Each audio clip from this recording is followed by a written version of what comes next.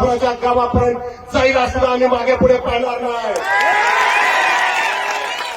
आणि रेणापूर तालुक्यातील मराठा समाजाचा शेवटचा इशारा लक्षात घ्या.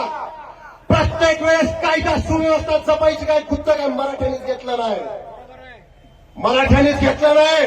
म्हणून आम्ही तुम्हाला आणखीन 3 आंदोलनाची संधी देतोय. तुम्हालाही माहित आहे मुख्य आरोपी कोण आहे, कथाचा सूत्रधार कोण आहे, परंतु तुम्ही त्यांना पाठीशी घालण्याचं महापाप फडणवीस साहेब तुम्ही करू नका. अरे ह्या 2 लेकरांकडे तुम्ही पहा.